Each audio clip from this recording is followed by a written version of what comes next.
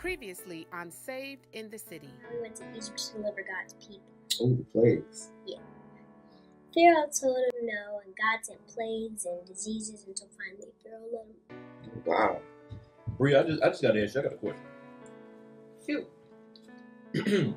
Why is it that you have a third sitting here and a Bible sitting here also? That's Jesus' seat. What? And I haven't been sleeping with no one but him. But he is her father. I just couldn't tell you who he was. Why not? Because he's your best friend's husband. Been lied for over 5 years. I don't even know who he is anymore. And here you here acting like you all on his side. He lied to me. Lied. And he has a kid on me. Well, babe, I look at it. I know I messed up. Okay? I'm sorry. Just need some space. But why the space? I mean, because above anything, I thought we were friends, right? Friends? Yeah. Come on. You already knew we crossed that line. Our friendship was not going to work out. I don't know what I'm going to do. I don't know what I'm going to do if Mom and Dad finds out. I'm just over here hurting. Wait. What is this doing to us? That man, all he does is talk about the Bible. You shove it down my throat, and I don't get this. Down your throat. Get your stuff and get out of here. I would be glad to, Miss Harold. This is my house. You run by the rules of my house. She runs by the rules of my house. And you run by the rules of God. Will God do that? No. Maybe he would. Go upstairs. Good night.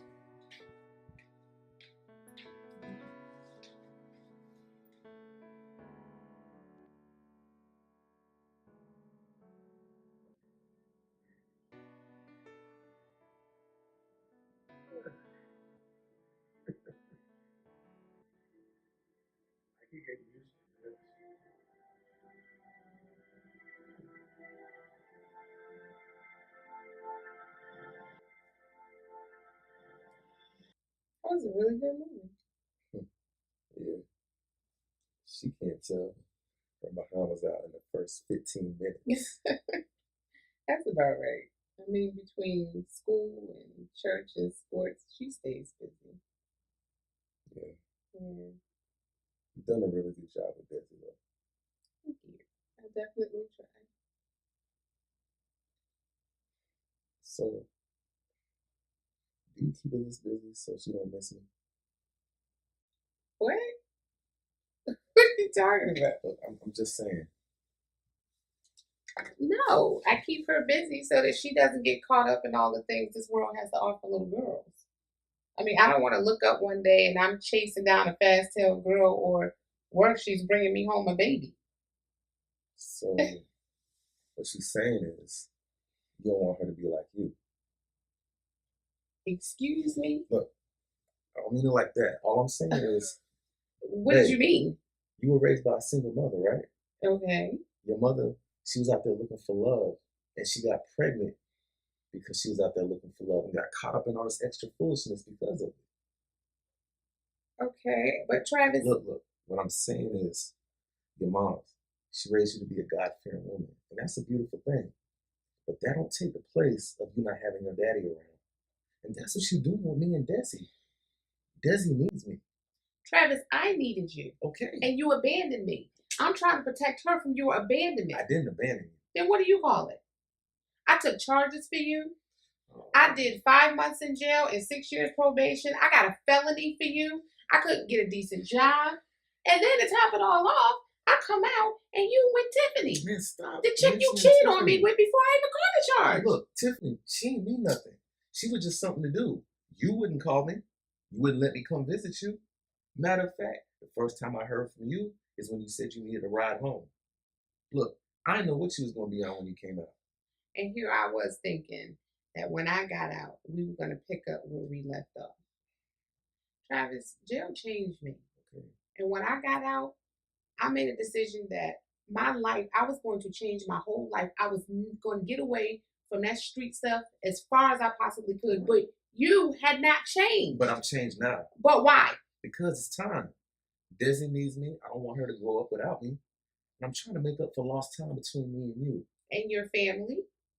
And what is their problem with me? I mean, I don't even understand what's wrong with them. And to be honest, I don't even have time for it. Look, listen, let me handle that. They don't got nothing to do with me and you. You're in a relationship with me, not them. We are not in a relationship.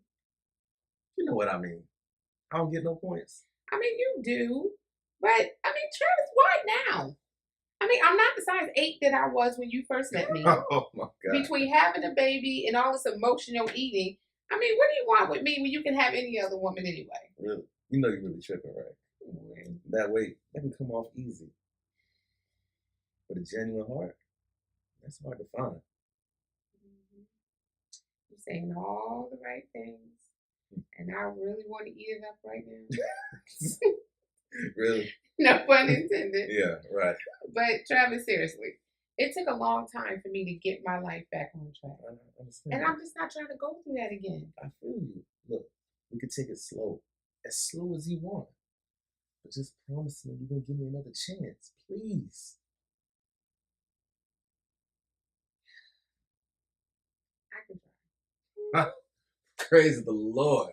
Look, babe, that's the hardest sales pitch I don't ever gave anybody. Whatever. Just don't make me regret that I bought it. What you mean? Scouts honor. Whatever. Come on. Come on. Man, you tough. You tough out of these streets. You better make me not regret this. Come on, listen. I'm Mr. No Regret. That's what they call me around here. Mr. No Regrets. All right.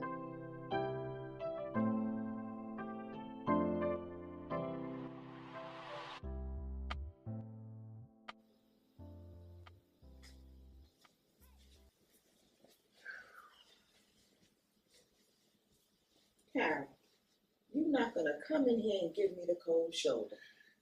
Ain't nobody giving you the cold shoulder. You know what? But you did disrespect me in front of that girl the other night. You was definitely out of place, woman. Out of place. I was not gonna let you sit there and talk to her like that. Listen, woman, this is my house. I'm the head of the household. You follow me as I follow Christ. That's the order. Don't ever disrespect me again. You need to stop it, Harold. Now, you know that you can walk around here and quote scripture all day and you think that everybody's supposed to bow down to you. It don't work like that. Now, we know you love the Lord and you would be in the church 24 hours a day if you could. But that does not make you perfect. Listen, I never said that I was. Good, because you're not. Where is the mercy for Lene? Where's the grace? I watch the news every day, Harold, and I see how the gay and lesbian community are attacked for their lifestyle. Now, you didn't even ask or know what's in her heart or what's on her mind. She's still going to church. So why don't you just let God work on it just like he worked on you? Hey, wait a minute. Now, what's that supposed to mean? What I said. I mean, just think about it. God extended you a lot of grace, and so have I. Reflect on the past when you were trying to find yourself. And you'll be less hard on people, and especially your children. Wait. We're not finna make this about me or my past. This is completely about Lene and the choices that she's making. Oh, really? Look, you've been grumpy and standoffish for the past couple of months now. Now, this thing with Lene, this just happened. So where all this grouchiness come from, Harold? And you cannot blame it on Lene. You know what? I'm done with this conversation.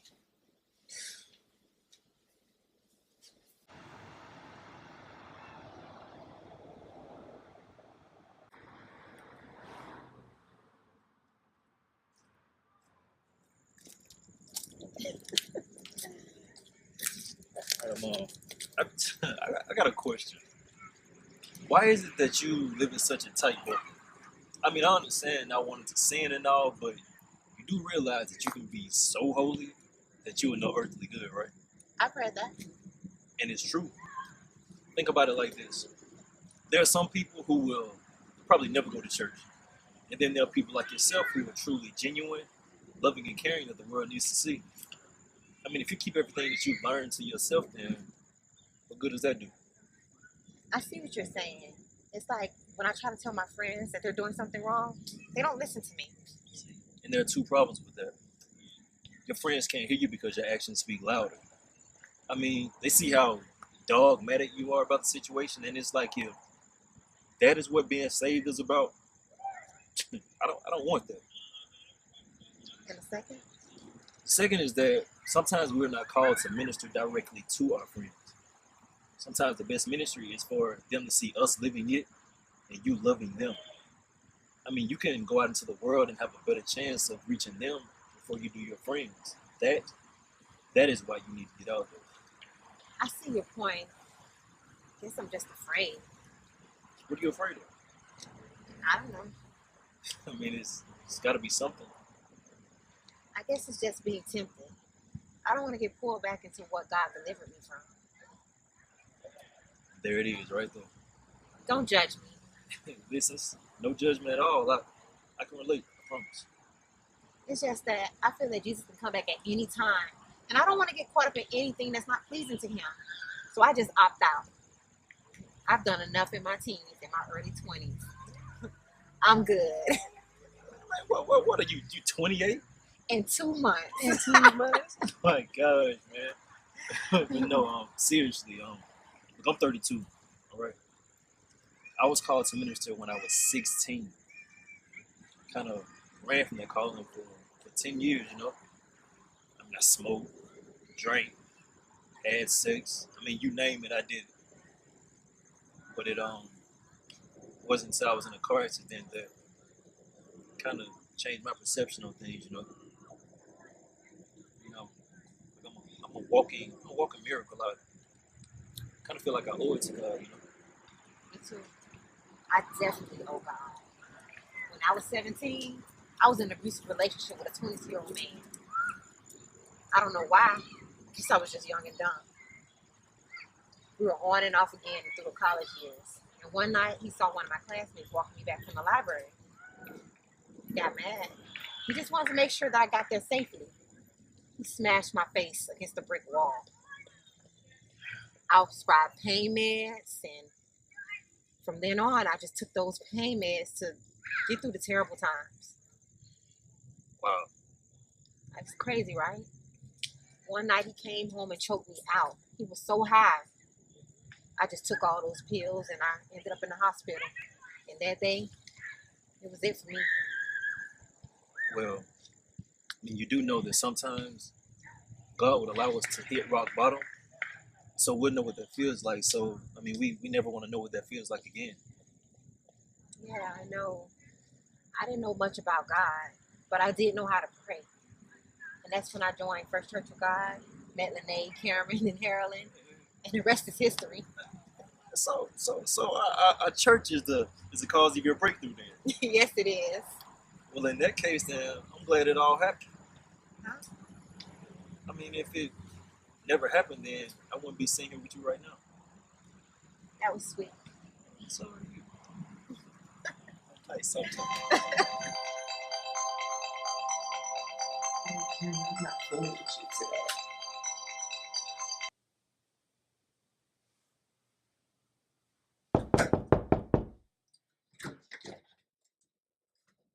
Is Montel here? Oh, I don't have time for this. Is Montel here? Let me help you understand something. Don't be coming to my house.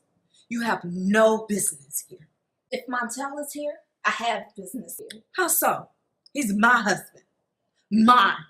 And whatever y'all got going on ain't got nothing to do with me. So the last time you saw him will be the last time you see him. Look, that baby you saw is his. So I'll see him whenever I want to. Don't you get tired of being a night deposit box? When he slides up in there when he gets ready, and then he slides right back out so that he can take care of number one? Let me ask you this.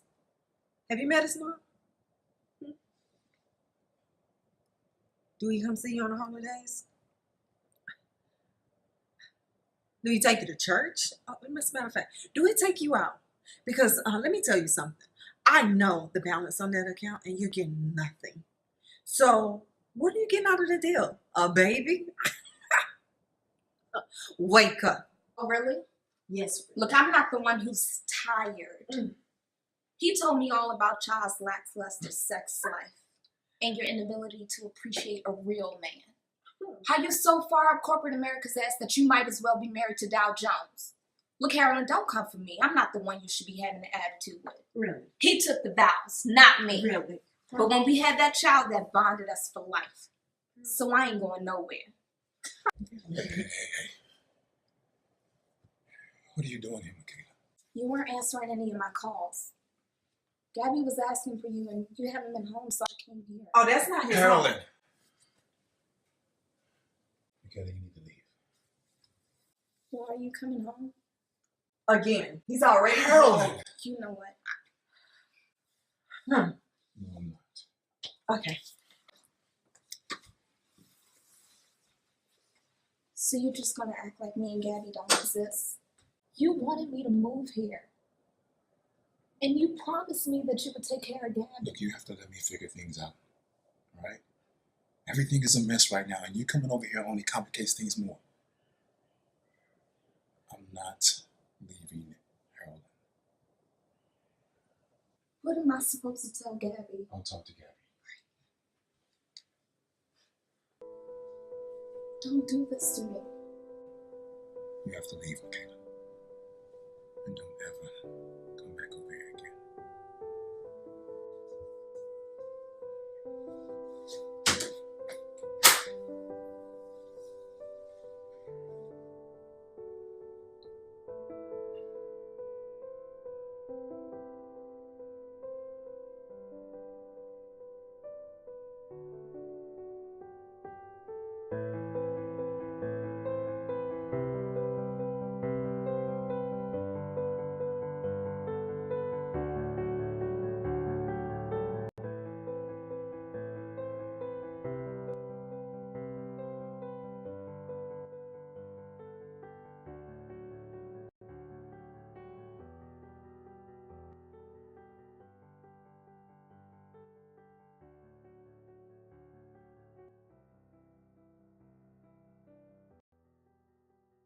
Next time on Saved in the City.